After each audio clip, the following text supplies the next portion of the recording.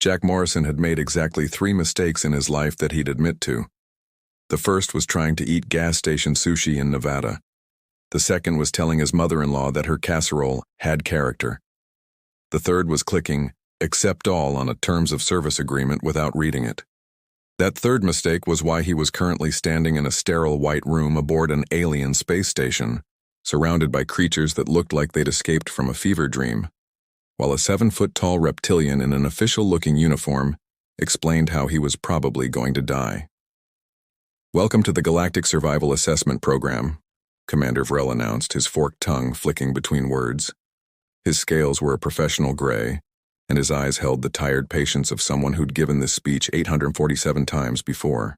"This 72-hour evaluation will test your species' viability for—" "Sorry, quick question."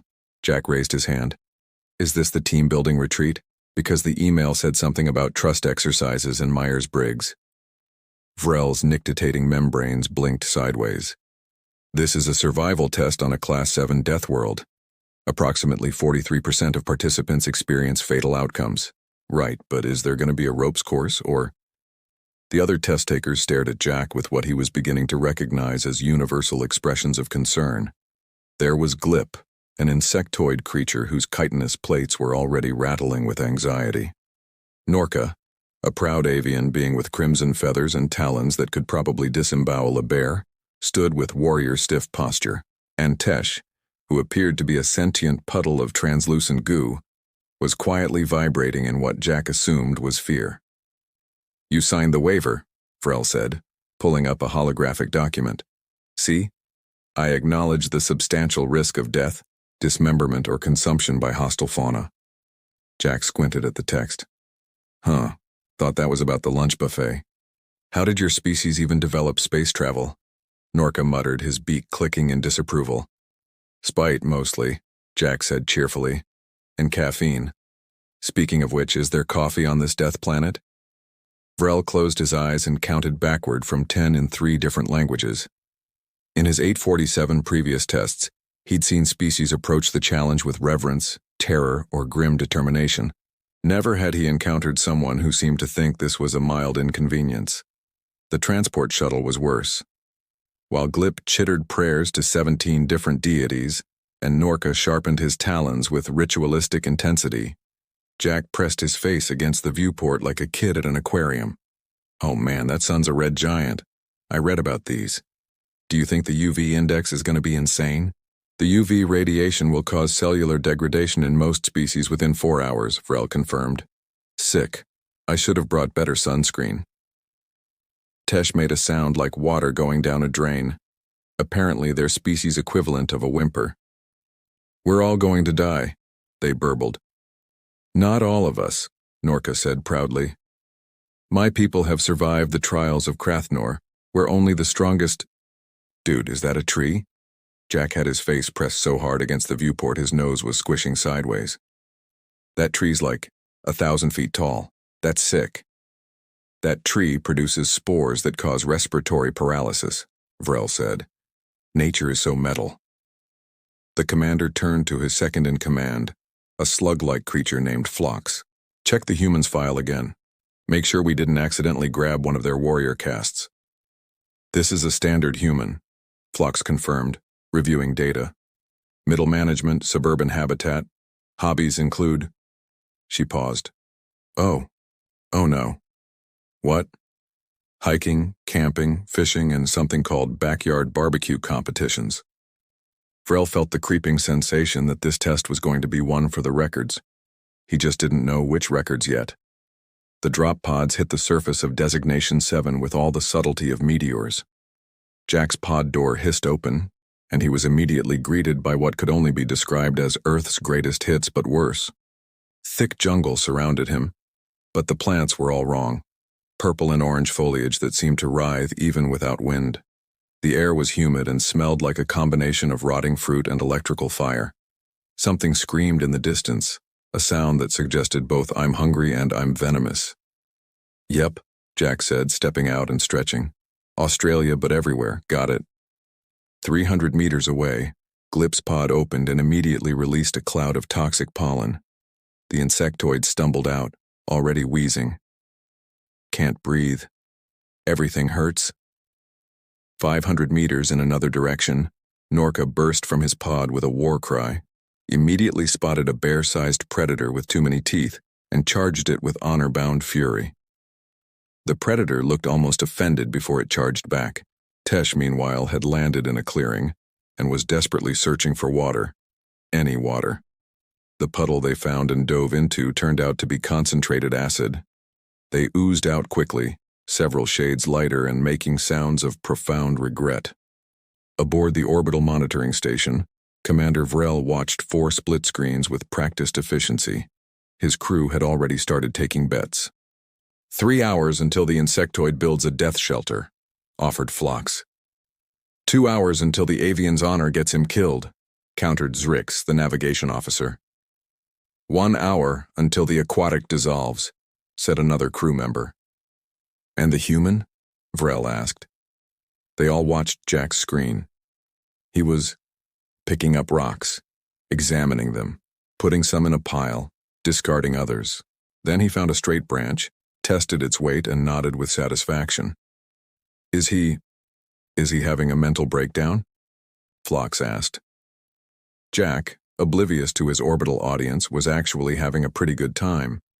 He'd found a decent spot, slightly elevated near a stream. He'd tested it, not acid, with good visibility. The stick he'd found was perfect. The rocks were flint and something harder. This would work. Within 20 minutes, he'd cleared a small area, arranged rocks in a circle, gathered dry plant material that looked approximately right, and was now striking his rocks together near a bundle of what he hoped was alien tinder. Spark, spark, spark, flame. Oh, hell yeah, Jack grinned as the fire caught. Still got it. In orbit, the betting stopped. Did the human just make fire? Zrix's voice was uncertain.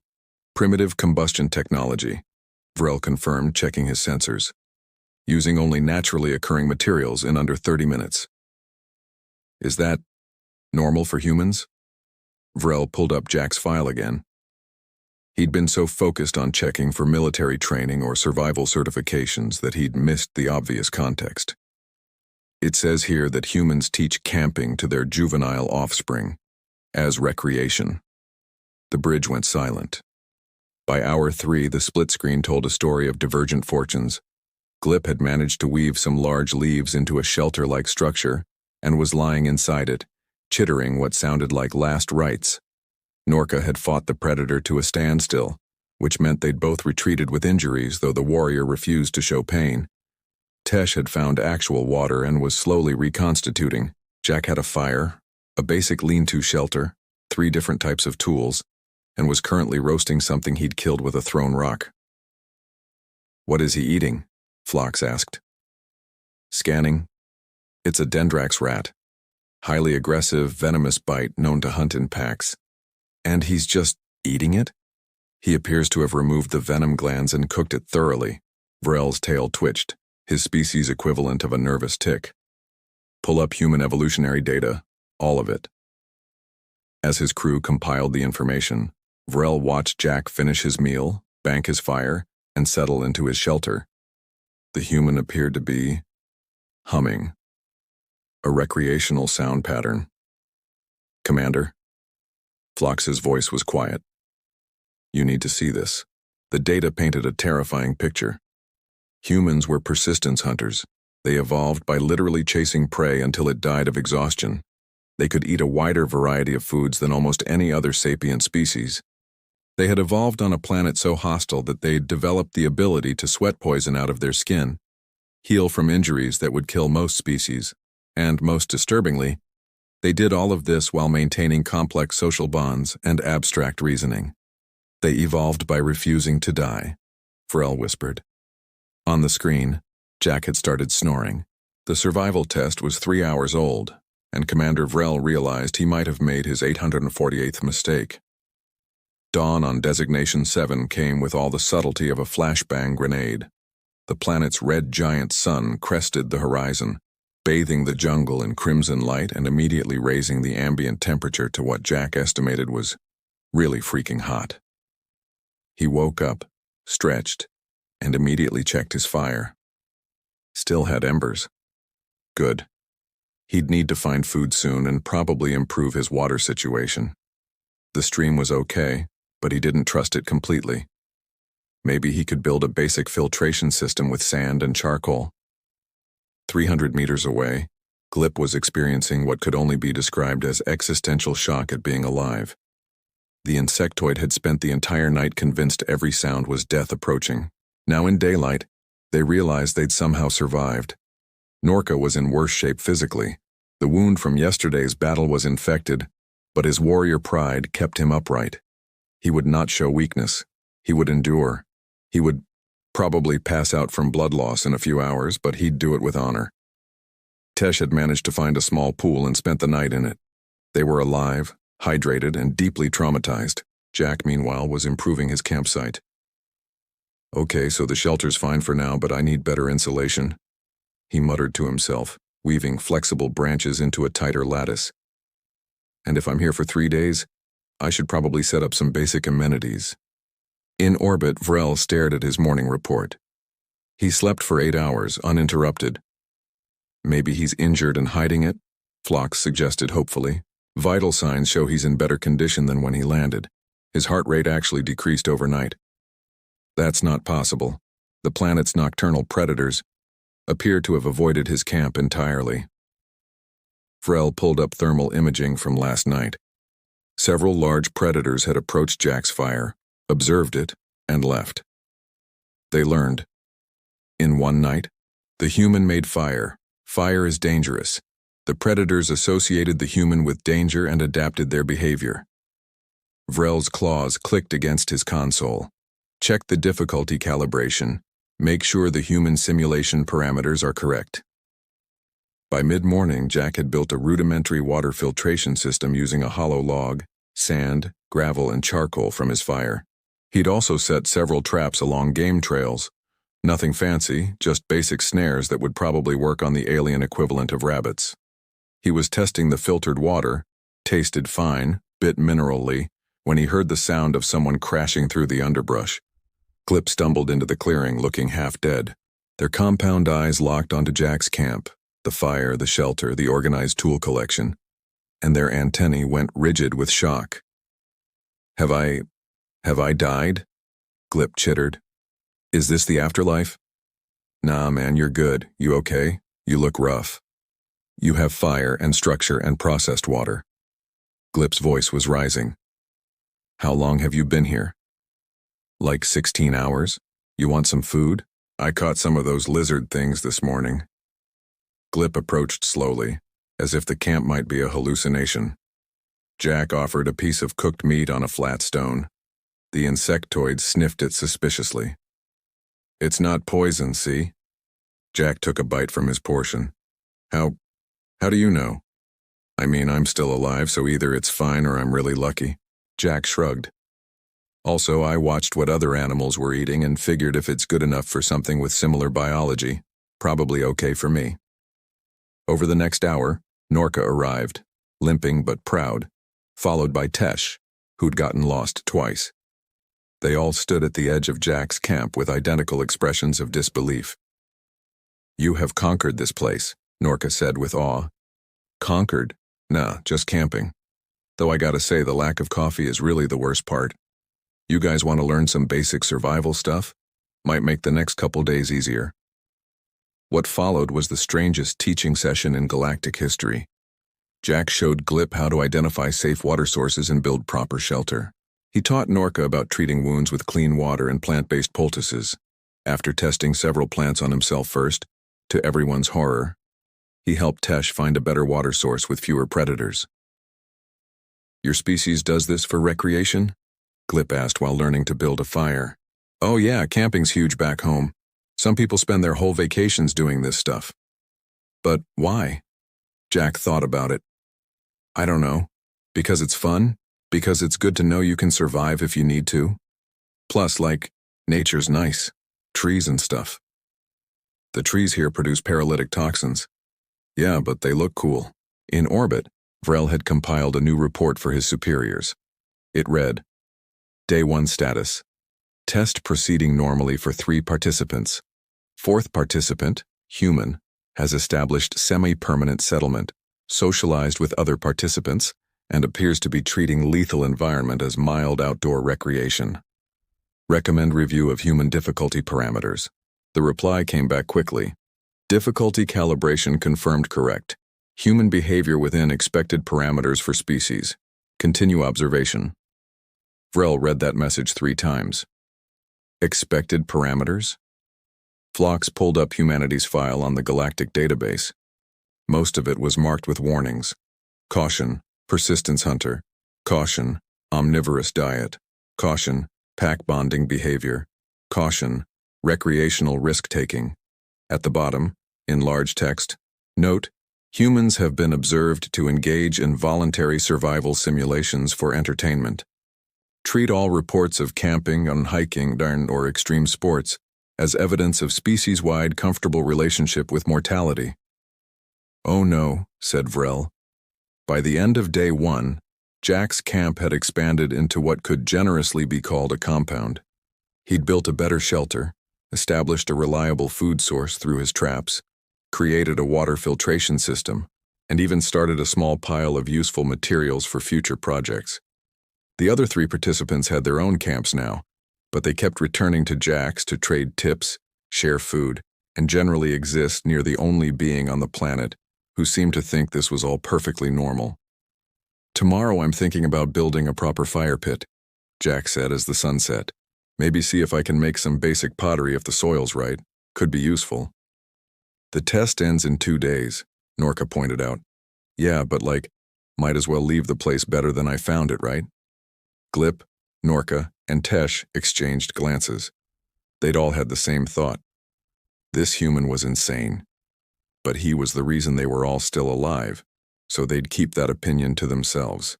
In orbit, Commander Vrel updated his log. Day 1 complete. Human shows no signs of stress. Other participants' survival probability increased by 340% due to human intervention. This is unprecedented. This is concerning. This is going in my retirement paperwork. Jack woke up on day 2 with the kind of realization that had shaped human history since the beginning. He was bored with just surviving. It was time to start thriving. Morning, he called to his campmates who'd all relocated to within shouting distance of his site. Partly for safety, partly because Jack kept sharing food, and partly because watching the human work had become the most entertainment they'd had in years. Good morning, Jack friend, Glip chittered, having adopted what Jack thought was probably the alien equivalent of hero worship. So I've been thinking, Jack said, poking at his fire. We've got another 48 hours here, right? Correct, Norka said, currently doing stretches that looked painful. Then we return to civilization and speak of our glorious survival. Right, but what if I just stayed a bit longer? 3 pairs of alien eyes, and Tesh's entire gelatinous mass, turned to stare at him. Stay? Glip's antennae vibrated. On the death world? It's not that bad. Yeah, yesterday was rough, but I'm kind of getting the hang of things. And I had this thought last night. Some of these plants look like they might be edible if cultivated properly. Jack friend, this is a 72-hour survival test, not a colonization mission. I know, but I'm already here and it'd be a shame to waste the setup I've got. He gestured at his camp. Plus, I saw some fast-growing plants by the stream that remind me of earth vegetables. What if I just tried planting them? Aboard the monitoring station, Vrel's coffee equivalent sprayed across his console. He wants to what? The commander sputtered. He's discussing agriculture, Phlox confirmed, checking the translation algorithms. Specifically, something called crop cultivation and irrigation systems.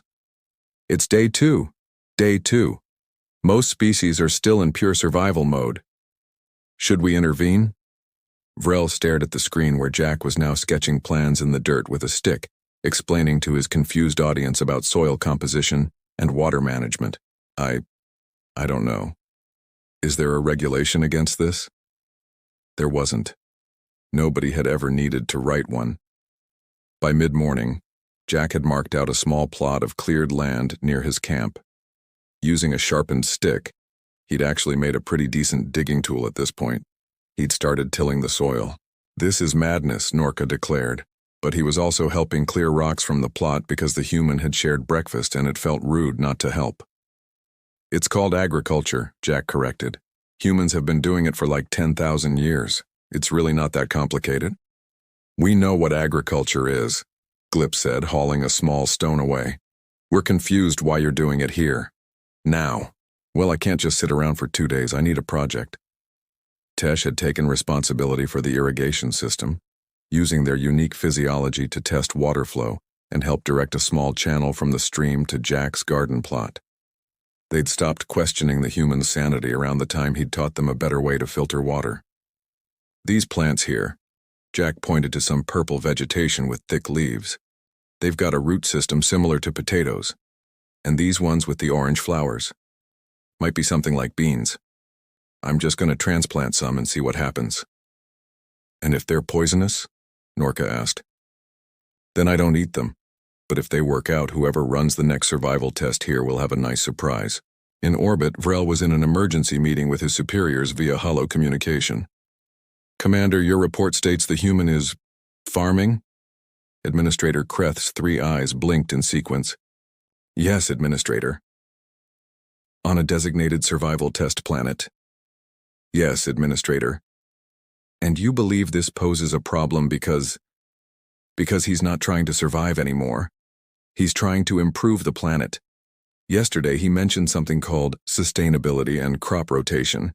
He's planning for seasons, Administrator. Multiple seasons." There was a long pause. "Has the human expressed any intention to leave when the test period concludes?" Vrel checked the live feed. Jack was currently explaining to Glip how to build a fence using natural materials. He said, and I quote, "I mean, I should probably go back eventually, but I want to see if the harvest comes in good first." The harvest. The harvest. Administrator Kreth made a sound like grinding gears. We'll get back to you. Continue monitoring." By afternoon, Jack's farm was taking shape. He'd planted several rows of the root vegetables, transplanted the bean-adjacent plants along the fence line, and created a basic composting area because might as well do this right.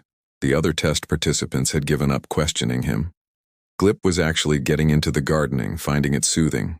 Norka had declared himself guardian of the crops and took the title very seriously. Tesh had become the de facto head of water management and was quite good at it. "You know what this needs?" Jack said, stepping back to admire his work. "Scarecrow, to keep the birds away. The birds here are apex predators with acidic saliva," Norka pointed out. "Then a really intimidating scarecrow. They built it out of branches and some animal pelts Jack had saved. It looked absolutely deranged. The local wildlife gave it a wide berth. As the sun set on day 2, Jack stood at the edge of his farm with his hands on his hips, feeling satisfied. He'd built shelter, established food sources, created a water system, started agricultural development, and made 3 friends. Not a bad 2 days. "Tomorrow's the pickup," Glip said quietly. "Back to civilization." "Yeah," Jack said. "Probably should go back. Got work on Monday. Boss is going to be pissed about the whole accidentally joined an alien survival test thing. But I really want to see if those purple root things are edible." In orbit, Vrel watched the human tend his fire one last time before bed and realized with creeping dread that tomorrow's extraction might not go as smoothly as planned. His second-in-command had pulled up galactic settlement law just in case. "Commander," Flock said carefully, "did you know that according to Statute 4472, any agricultural development on unclaimed worlds can be filed as territorial improvement?" "Why would I need to know that?" "Because the human just technically filed an agricultural claim on a Galactic Council survival test planet." Vrel put his head in his hands. "Get me legal. Now." The extraction ship arrived precisely on schedule at 0800 hours on day 3.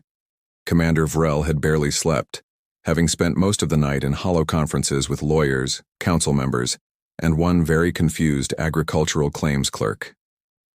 The extraction itself should have been simple. Land, pick up the survivors, congratulate them on not dying, leave. Vrel had done this 847 times. Number 848 was going to be different. The ship touched down in a clearing 200 meters from Jack's camp. Vrel descended the ramp, flanked by 2 security officers, and immediately noticed several things that were wrong. First, there was no smoke. Smoke meant someone had made fire. Good sign. Good. But there was more than smoke. There was an organized column of smoke from what appeared to be an established fire pit with a chimney structure. Second, he could see fencing. Fencing meant planning. Planning meant the survivors had moved beyond mere survival. Third, there was singing. Human singing specifically, some tune about working on a railroad. Oh no, Vrel muttered. He found Glip first, who looked healthier than any survival test participant he'd ever extracted. The insectoid was actually carrying a basket of collected fruits. Glip of Hectus 7, congratulations on your survival. The extraction ship is ready. Oh, thank the 17, this was amazing and Jack friend is incredible, but I miss buildings. And not being terrified. Mostly the buildings. Glip practically ran toward the ship. Norca was next, sporting bandages made from plant fibers and a walking stick that doubled as a weapon. Commander, I have survived the trial with honor. The human taught me the ways of first aid and not charging directly at predators. My people will sing songs of this. Excellent. The ship is ready for you. I will miss the farm, Norca said solemnly, then headed for extraction. Tesh oozed up, somehow looking more solid than when they'd arrived. That was the worst 3 days of my life. Also the best? Jack says I'm really good at water management. I'm thinking of changing careers. That's wonderful, the ship is ready. Is Jack coming? Vrel's tail twitched. We're about to find out. He found Jack in what could only be described as a garden plot, examining some purple plants with the critical eye of a farmer checking his crops. Jack Morrison of Earth? Oh hey, you're the guy from the beginning. How's it going? Jack wiped dirt off his hands onto his pants. The test period has concluded. Congratulations on your survival. The extraction ship is prepared to return you to the station. Right, yeah, about that. Vrel's stomach sank. About what? I'm actually going to stay a bit longer. Just want to see how these plants do. Couple more weeks should tell me if they're viable. Weeks? Ideally a full season, but I know that's pushing it. Mr. Morrison, you cannot stay. This is a designated survival test planet. Jack looked around at his camp. The improved shelter, the fire pit with chimney, the garden, the water system, the tool cache, the drying rack for food preservation. Yeah, but I built a farm. That's got to count for something, right? Count for what? Like, legally. If you develop land, you have some claim to it. That's basic property law. Vrel opened his mouth. Closed it, opened it again. You're basing this on Earth law? And common sense. I put work into this place. Improved the infrastructure. That's gotta matter. This is not infrastructure, this is... Vrel gestured helplessly at the garden. This is vegetables. Agricultural development, Jack corrected. Technically. On the ship, Phlox was frantically messaging Vrel. Commander, legal says he might have a point. Galactic Statute 4472, subsection 7. Agricultural improvements on unclaimed worlds establish provisional development rights. The survival planet is technically unclaimed. Vrel's translator implant must have been malfunctioning because what he was hearing couldn't be right. You're telling me the human accidentally filed a territorial claim by gardening? That's what legal says. A standoff ensued. Jack returned to watering his plants. Vrel contacted the council. The council contacted their lawyers. The lawyers started arguing about precedent. Meanwhile, Jack had built a small bench and was sitting on it, enjoying the view. You guys want some lunch while we wait? I've got smoked meat. By mid-afternoon, the situation had escalated beyond Vrel's worst nightmares. Galactic media had somehow gotten wind of the story. Human colonizes survival planet refuses extraction, and reporters were requesting interviews. The other test participants were interviewed from orbit. He made it look easy, Glip testified.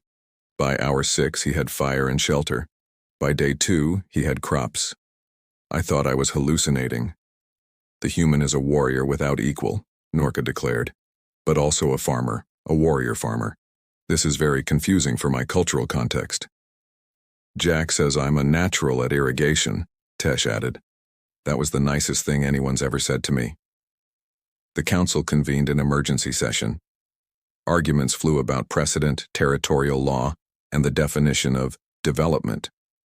One representative pointed out that technically, the human had improved the planet's value. It now had arable land and water infrastructure. This is insane, Vrel said to Phlox. It's been 3 days. 3 days. He can't possibly want to stay. On the surface, Jack was showing visiting legal representatives his garden layout. See, if you rotate the crops seasonally, you maintain soil health. That's key for long-term viability. Mr. Morrison, one lawyer said carefully, do you understand you're trying to claim a survival test planet? Am I? I just wanted to finish my farm. You guys are the ones making it complicated. After 6 hours of debate, negotiation, and what Jack could only describe as a lot of people yelling in languages I don't understand, a compromise was reached. Jack Morrison could return to the station, but retained visitation rights to his farm. The planet would remain a test site but was now officially designated Human Difficulty Level, Extreme Caution. What's that mean? Jack asked. It means we're adding warning labels, Vrel said tiredly, and possibly rethinking our entire survival test program. Cool. Can I come back in spring? I want to see if the harvest is any good. Yes, fine, whatever. Please just get on the ship. As they lifted off, Jack looked down at his farm, already planning improvements for his next visit. He'd need better tools. Maybe some earth seeds. Definitely coffee plants. Below, warning buoys were being deployed around the planet. The message was simple. Caution, human agricultural settlement. Approach with extreme care. No, seriously. Jack Morrison returned to the galactic station to find himself famous, which was weird. People, beings, he corrected himself, stared as he walked through the corridors, some with awe, some with fear, some with expressions he couldn't quite identify but suspected meant, stay away from that one. Is this normal? He asked Glip, who'd volunteered to help him navigate the station. Jack friend, you completed a survival test in 6 hours and spent the remaining 66 hours farming. Nothing about this is normal. The test results had gone public, which apparently was standard procedure.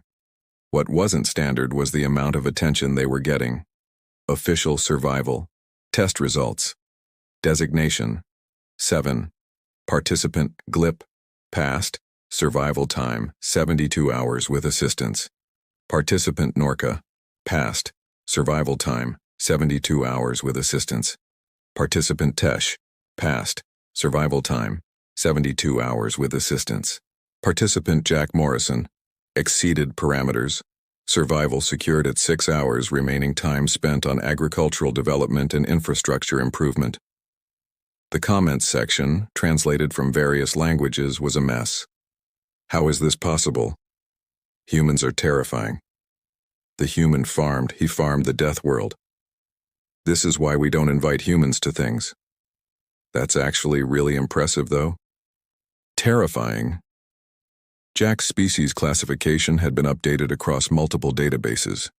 Where it once read, Human, Caution, Persistence Hunter, it now included additional warnings. Caution, may attempt to colonize hostile environments. Caution, treats survival scenarios as recreational. And caution, will garden in inappropriate locations. Earth's diplomatic representatives had reached out, confused about why their planet's danger rating had been increased. After reviewing Jack's test footage, they sent back a message that simply read, yeah, that tracks. Commander Vrel found himself in the uncomfortable position of being known as the commander whose impossible test got farmed. His reputation had taken a hit in some circles and skyrocketed in others. The consensus seemed to be that he'd created a test so difficult that only someone absolutely insane would trivialize it. It's not a bad thing, Phlox assured him. You're famous now. I ran 847 successful tests. Nobody cared. 1 human gardens, and suddenly I'm the farming test guy. Could be worse. How? He could have opened a restaurant. Meanwhile, Jack was being flooded with offers. Military survival training consultant. Thanks, but I'm not really a military guy. Colony World Assessment Specialist. That actually sounds cool, but I have a job. Survival Equipment Spokesperson. Do I look like I use equipment? Reality show host. What's a reality show? Actually, don't tell me. He turned them all down except for one. A request to consult on agricultural development for marginal colony worlds. That one seemed useful. Glip, Norka, and Tesh had started meeting regularly at a station cafe. They'd bonded over their shared experience, though bonding mostly meant trying to process what they'd witnessed. I can't eat food without thinking about optimal caloric efficiency now, Glip lamented. He's ruined me. I have dishonored my ancestors by learning that sometimes running away is smarter than fighting, Norka said into his drink. But I'm alive, so they'll have to deal with it. I'm taking classes on water management, Tesh added. I think I found my calling. Thanks, I guess. They'd officially formed the Survivors of Human Casual Competence Support Group. Membership was growing. Apparently, Jack wasn't the only human who'd done something similar on other challenges. The farm on Designation 7 became an unexpected tourist attraction. Ships would enter orbit and passengers would look down at the visible garden plot with something between awe and horror. That's where the human gardened for fun on a death world. My nestlings will never believe this. I'm not sure I believe it, and I was in orbit watching it happen. The Galactic Tourism Board, sensing opportunity, had even created a tour package. Witness the human agricultural anomaly. Orbital viewing only. Surface landing not recommended. It was selling surprisingly well. Jack himself had returned to his normal life on Earth. Though normal was relative now. His boss had been furious about the unscheduled absence until Jack explained he'd been in an alien survival test. Then his boss had been confused, then impressed. Then he'd made Jack do a presentation for the sales team about extreme problem solving. So the key takeaway, Jack concluded his PowerPoint, is that if you find yourself on a hostile alien planet, stay calm, assess your resources, and remember that fire solves like 60% of your problems. Jack, this is supposed to be about quarterly projections. Right, yeah. Same principles, though. Stay calm, assess resources, fire metaphorically speaking. His co-workers treated him differently now. Word had spread. That's Jack, he farmed an alien death world, became his unofficial title. Someone had put a small plant on his desk with a note, "Don't colonize the break room." But 3 months after his return, Jack found himself staring at his computer, browsing the Galactic Council's public database, specifically the section on Designation 7. Recent updates noted that several of his planted crops had actually taken root. The purple tubers were growing. The bean-adjacent plants were flowering. His farm was thriving. "Hey, honey," his wife called from the kitchen. "What are you looking at?" "Just checking on something. Hey, how do you feel about me taking another vacation?" "Jack Morrison, you are not going back to that death planet." "It's not a death planet. Well, it is, but it's got infrastructure now. I just want to check on the harvest, maybe add some protective windbreaks, possibly introduce some nitrogen-fixing plants." "You're actually serious?" Jack turned to look at her. "I left my work half finished. That's not right." She stared at him for a long moment, then sighed. "You're going to do this whether I approve or not, aren't you?" "I mean, I'd prefer your approval." "Fine. But you're bringing proper supplies this time, and you're taking out life insurance. A lot of life insurance." 2 weeks later, Jack submitted his vacation request through official Galactic Council channels. The request pinged across multiple departments, causing minor chaos at each level. "He wants to come back?" Administrator Kreth's 3 eyes all widened simultaneously. "For 2 weeks, the clerk confirmed. He's listed the purpose as agricultural assessment and seasonal planting." "Can we deny this?" "According to the settlement agreement, he has visitation rights. We legally cannot prevent him from returning to his farm." Kreth made the grinding gears sound again. "Fine, but assign a monitor, for documentation purposes." "Who would volunteer for that?" As it turned out, 3 beings volunteered immediately: Glip, Norka, and Tesh. "You want to go back?" Vrel asked them in disbelief. "To the survival planet? Voluntarily?" Jack friend will need assistance with the harvest, Glip said simply. It would be dishonorable not to support our warrior farmer, Norka added. I've learned so much about irrigation, Tesh burbled. I want to see how the system held up. Vrel looked at them. These 3 survivors who'd barely made it through their test, now eagerly preparing to return to the place that had nearly killed them. All because one human had turned a survival nightmare into a gardening project and somehow made them believe it was normal. Humans are contagious, he muttered. That's the real danger. They make insane ideas seem reasonable. Will you approve our request? Glip asked. Vrel pulled up the forms. Yes, but I'm coming too. Someone needs to document this for the historical record, and possibly write new guidelines for what to do when a species treats your death world like a community garden. The news that Jack Morrison was returning to Designation 7 with volunteers made galactic headlines. Human returns to Death World, brings friends. This time in It's Just Farming, says human who conquered survival planet. Galactic Council, helpless as human plans crop rotation. Earth's response to the media attention was characteristically human. Someone had already made t-shirts. My friend went to an alien death world and all I got was this lousy t-shirt and profound questions about humanity's relationship with mortality. They sold out in 6 hours. On the appointed day, Jack boarded the transport ship with a duffel bag full of seeds, tools, and what he described as just some basics. Glip, Norka, and Tesh greeted him like a returning hero. Even Commander Vrel seemed grudgingly pleased to see him. Mr. Morrison, Vrel said formally, welcome back.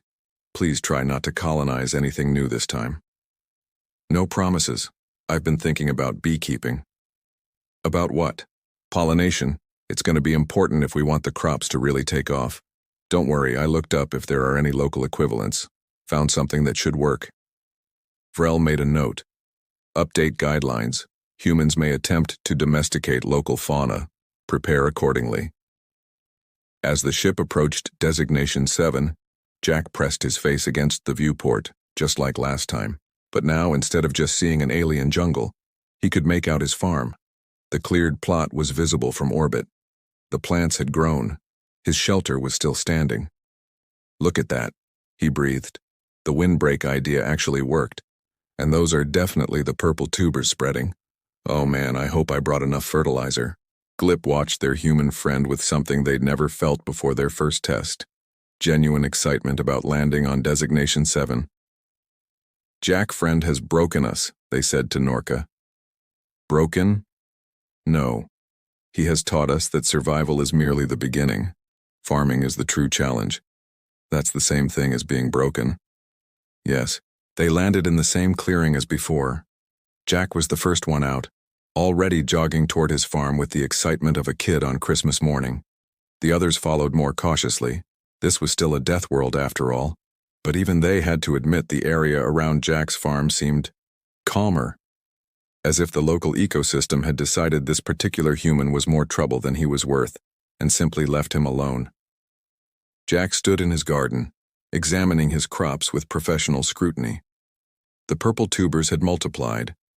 The bean-adjacent plants had gone to seed, which meant he could replant. The irrigation system was still functioning. His shelter had weathered the month surprisingly well. Not bad, he said with satisfaction. Not bad at all. Okay, team, let's talk about crop rotation and soil amendments. Over the next 2 weeks, the strangest agricultural operation in galactic history took place. Jack, with help from 3 aliens, and the bemused supervision of Commander Vrel, expanded the farm. They planted new crops using the seeds he'd brought. They improved the irrigation system. They built a small storage structure for tools and harvested produce.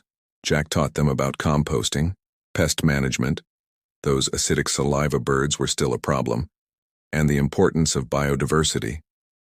Vrel documented everything with increasingly detailed notes. Day 3.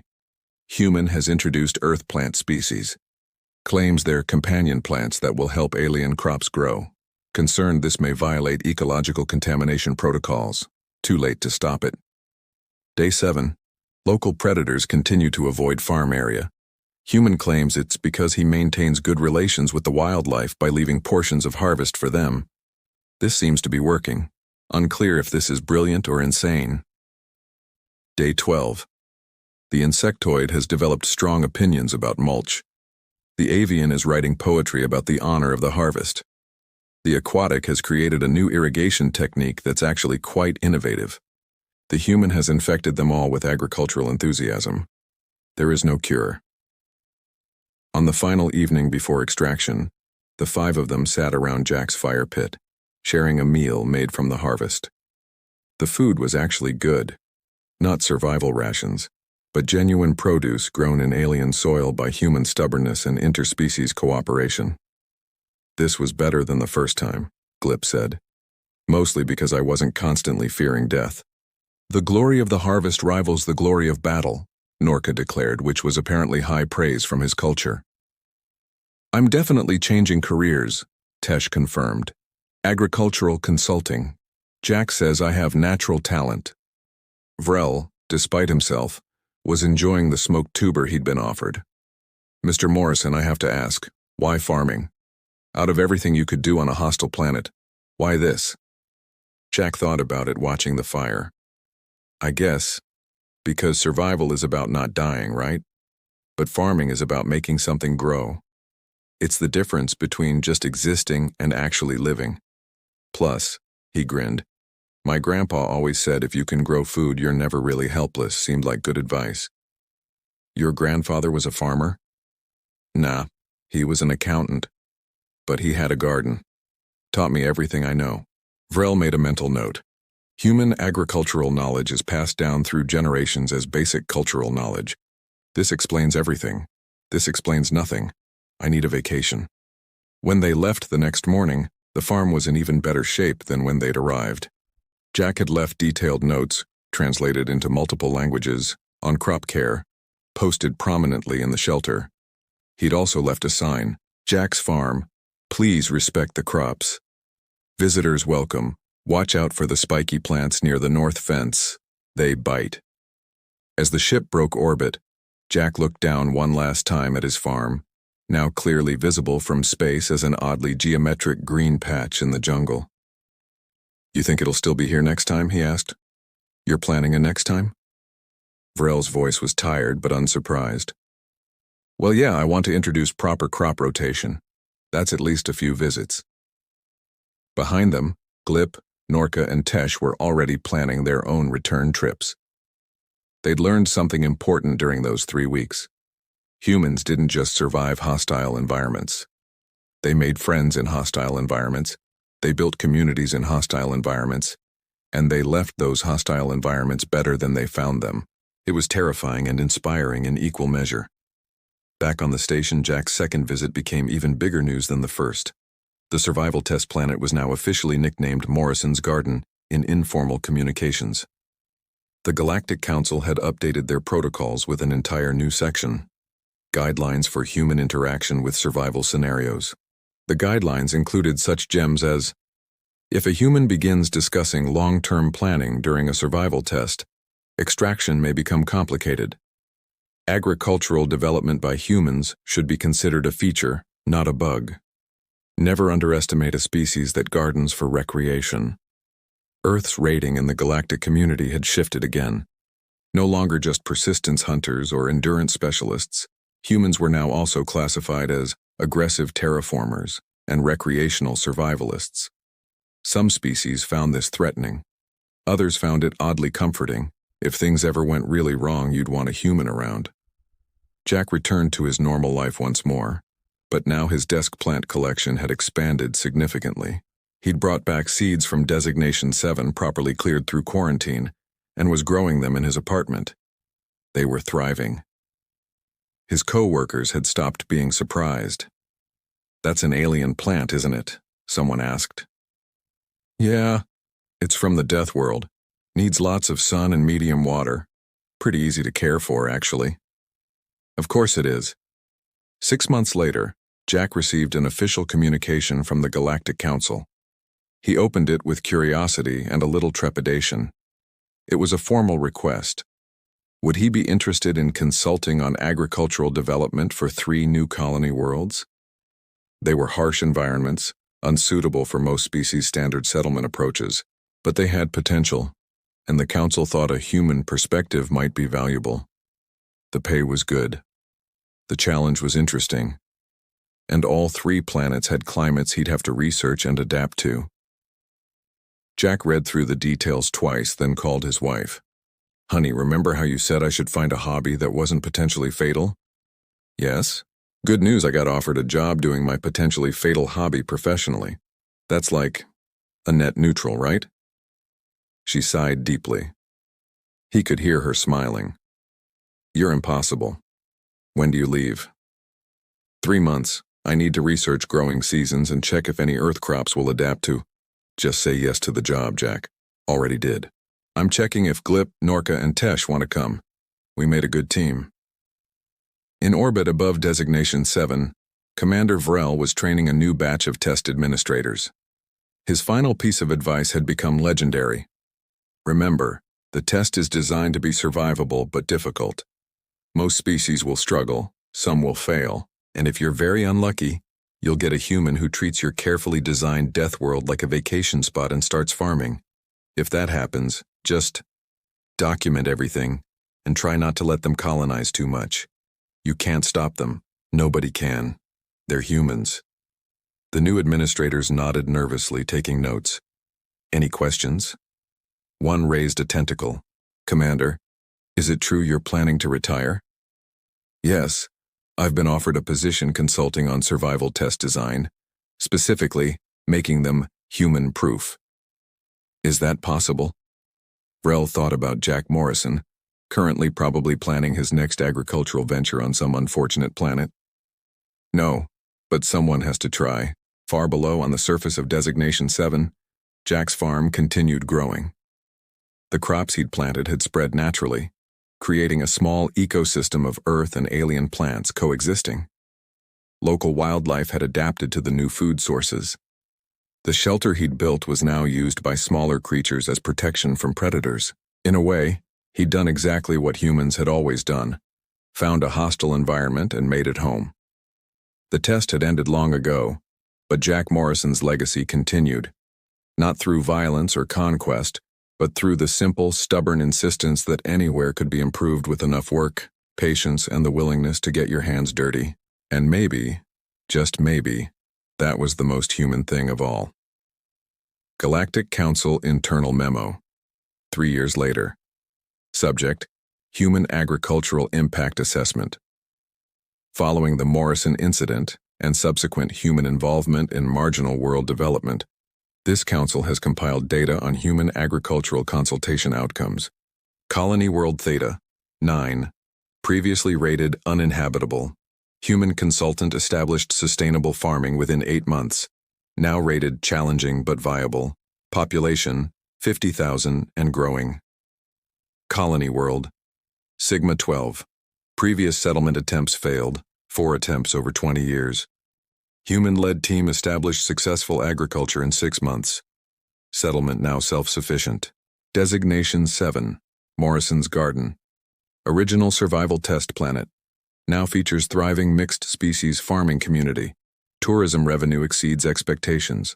Original test program relocated. Residents insist on staying. Conclusion. Humans approach hostile environments with concerning enthusiasm. However, results indicate this enthusiasm may be economically advantageous. Recommendation: establish formal human agricultural consultation program. Include warning labels, maybe therapy for assigned liaisons. Addendum: Jack Morrison has submitted a proposal for extreme environment beekeeping. Council review pending. Legal department is preemptively concerned. Status: humanity remains terrifying, but in a productive way.